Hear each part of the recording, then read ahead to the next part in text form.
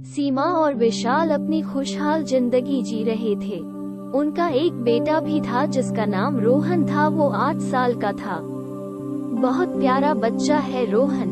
रोहन के पापा विशाल को काम की वजह से परिवार के साथ समय बिताने को टाइम नहीं मिलता था, परंतु सीमा को अपने पति से कोई शिकायत नहीं थी क्योंकि वो जानती थी कि विशाल कितनी मेहनत करता है और वो ये सब अपने परिवार के लिए ही कर रहा है। सीमा बहुत समझदार थी। वो विशाल और रोहन का बहुत ध्यान रखती थी। वो घर और बाहर का सब काम खुद ही संभाल लेती थी। बिजली के बिल से लेकर रोहन के स्कूल की फीस तक सारा काम सीमा ही संभालती थी। इसलिए विशाल भी निश्चिंत था, परंतु होनी को कौन टाल सकता है। एक दिन जब सीमा बैंक में पैसे जमा कराकर वापस लौट रही थी तो अचानक एक ट्रक से टकरा जाती है और उसका एक्सीडेंट हो जाता है। पुलिस उस ट्रक वाले को पकड़ लेती है। कुछ लोग सीमा को अस्पताल ले जाते हैं, परंतु खून बहुत ज्यादा बह जाने से डॉक्टर उसे बचा नहीं पाते हैं। अब विशाल पर तो जैसे दुखों का पहाड़ टूट गया हो। वो अपने आप को संभाल ही नहीं पाता है। उसकी हालत पागल जैसी हो जाती है।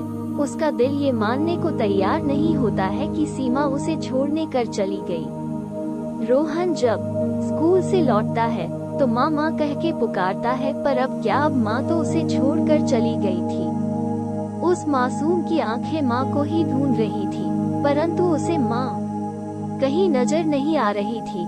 घर में इतनी भीड़ देख रोहन घबरा जाता है। अपने पापा को यूं रोते देख उनसे पूछता है, माँ कहाँ है, माँ को क्या हुआ, बोलो पापा, माँ कहाँ है। पर विशाल के पास उस मासूम के सवालों का कोई जवाब नहीं होता है। तभी रोहन की नजर आंगन में सफेद चादर में लिपटी उसकी माँ की लाश पर पड़ती है।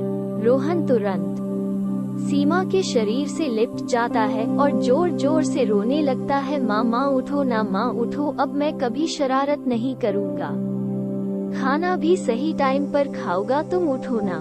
रोहन की ये हालत विशाल से देखी नहीं जाती। वो रोहन को अपने सीने से लगा लेता है और दोनों जोर जोर से रोने लगते हैं। शामिल हुए कुछ रिश्तेदारों में से कुछ लोगों ने दोनों बाप बेटे को दिलासा दी और विशाल को समझाया कि अब सीमा के अंतिम संस्कार का समय हो गया है।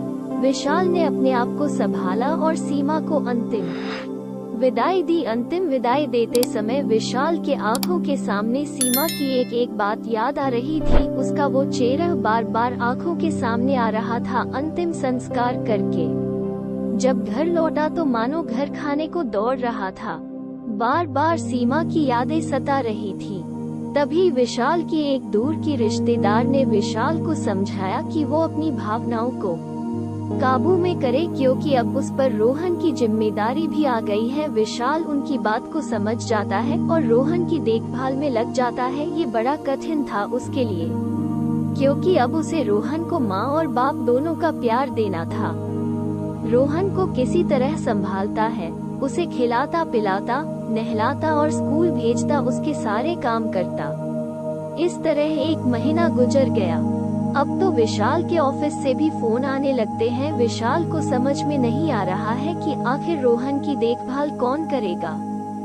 तभी विशाल के दूर की एक रिश्तेदार का फोन आता है और वो विशाल को काजल के बारे में बताती है। काजल बहुत ही सीधी सादी सामान्य परिवार से है।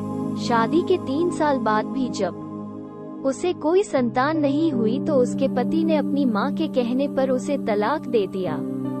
वो अब अपने भाई भाभी के साथ रहती है, पर वहाँ भी उसे अपनी भाभी के ताने सुनने पड़ते हैं।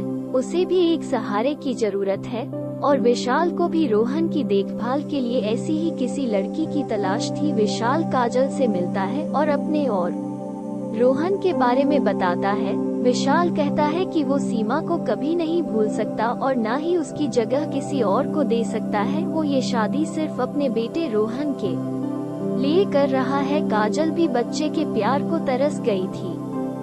वो भी चाहती थी कि उसे कोई माँ कहकर पुकारने वाला कोई हो। विशाल काजल से शादी कर उसे अपने घर ले आता है और उसे रोहन से मिलाता है, पर रोहन काजल को देखकर खुश नहीं होता है और भी उदास हो जाता है।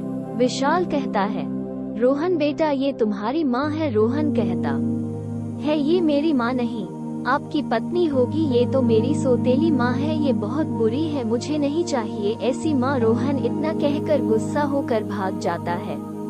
काजल रोहन की बात सुनकर बहुत दुखी होती है, उसकी आंखों में आंसू आ जाते हैं। विशाल कहता है, रोहन अभी छोटा है, उसे अपनी माँ को भुलाने में वक्त लगेगा। मैं बस इतना चाहता हूँ कि तुम उसकी बात का बुरा नहीं मानोगी और सब भुलाकर एक अच्छी माँ की तरह रोहन की देखभाल करोगी। काजल विशाल की बात समझ गई थी। उसने तय कर लिया था कि वो रोहन के दिल में अपने लिए जगह बना कर रहेगी। काजल ने सीमा की अलमारी खोली, उसमें उसे सीमा की डायरी मिली। सीमा को डायरी लिखने का बहुत शौक था। वो अपनी पूरी दिनचर्या अपनी डायरी में लिखा करती थी, यहाँ तक कि अपनी पसंद नापसंद और विशाल और रौनक की भी पसंद नापसंद के बारे में भी सब लिखा करती थी। काजल ने वो डायरी पूरी पढ़ी चुकी थी और दूसरे दिन सुबह जल्दी उठकर नहा धोकर सीमा की लाल रंग की बनारसी साड़ी पहनी, जो कि रोहन और विशाल दोनों को बहुत पसंद थी। सीमा जब वो साड़ी पहनती थी तो विजय उसकी तारीफ किए बिना नहीं रहता। रोहन को भी माँ की ये साड़ी बहुत पसंद थी। फिर उसने सीमा का फेवरेट गुलाब की भीनी भीनी महक वाला परफ्यूम भी लगाया। उसके बाद वो किचन में जाकर जल्दी से विशाल का मनपसंद गोभी के पराठे और रोहन की मनपसंद चीज सैंडविच नाश्ते में बनाती है। उसके बाद वो रोहन को जगाने चली जाती है। रोहन को अपनी माँ सीमा के अपने आसपास होने का अनुभव होता है और वो आँखों को मलता हुआ उठ जाता है। उठते ही उसकी नजर काजल पर पड़ती है। वो रोहन का बैग जमा रही थी, उसका मुंह दूसरी तरफ था। पीछे से वो बिल्कुल सीमा की तरह दिख रही थी, इसलिए रोहन उसे अपनी माँ सीमा समझकर मामा कहता हुआ काजल से लिपट जाता है। काजल को भी रोहन का उसे यूं लिपटना अच्छा लगता है। जैसे ही वो उसे अपने गले लगाती है तो रोहन को पता चल जाता है कि वो उसकी माँ सीमा नहीं काजल है, तो वो फिर से उदास हो जाता है और काजल को गुस्से में कहता है, चली जाए आप यहाँ से, आपने मेरी माँ की साड़ी क्यों पहनी है? आप मेरी माँ की किसी भी चीज को हाथ नहीं लगाएगी। और रोहन जोर जोर से रोने लगता है। तभी आवाज सुनकर विशाल भी उठ जाता है और किसी तरह रोहन को चुप कराता है। काजल भी रोहन को सॉरी बोलती है और वादा करती है कि आज के बाद वो कभी भी सीमा दीदी की किसी भी चीज को नहीं छुएगी। इतना कहकर वो तुरंत कपड़े बदल लेती है और रोहन और विशाल के लिए नाश्ता लगाती है। इस तरह कई दिन बीत गए। काजल रोहन और विशाल का पूरा ख्याल रखती। अब तो दोनों को जैसे काजल की आदत हो गई थी और होगी भी क्यों नहीं, वो उनके कहने से पहले ही सभी काम कर लेती थी। एक दिन अचानक काजल को बहुत तेज बुखार आ जाता है। वो अपने पलंग से भी नहीं उठ पा रही थी। इधर रोहन के स्कूल जाने का वक्त भी हो गया था, पर उसका पूरा बदन बुखार से जल रहा था। फिर भी वो किसी तरह उठकर रोहन के लिए टिफिन बनाती है और विशाल को देती है। टिफिन बनाते ही उसे चक्कर आ जाता है और वो गिर जाती है। विशाल और रोहन तुरंत काजल की तरफ दौड़ते हैं। विशाल अपने फैमिली डॉक्टर को बुलाता है, काजल का चेकअप करके दवाई लिख देता है। विशाल के पूछने पर डॉक्टर कहता है कि बुखार की वजह से कमजोर आ गई है, इसलिए चक्कर आ गया। मैंने दवा लिख दी है, वो दे देना और ध्यान रहे कम से कम 2-4 दिन पूरा बेड रेस्ट, कोई भी काम नहीं कराना वरना उसकी हालत और भी बिगड़ सकती है। रोहन और विजय डॉक्टर की बातें सुन लेता है और अपना बैग रखकर काजल के पास जाता है और काजल को सीमा के अलमारी की चाबी देकर कहता है, आप जल्दी से ठीक हो जाए, मैं कभी भी आप पर गुस्सा नहीं करूंगा। मैं एक माँ को खो चुका हूँ, अब इस माँ को नहीं खोना चाहता। रोहन की बात सुनकर काजल की आंखों में आंसू आ जाते हैं और वो रोहन को अपने गले से लगा लेती है। इस तरह रोहन को फिर से माँ मिल जाती है और काजल को भी रोहन के रूप में एक बेटा मिल जाता है।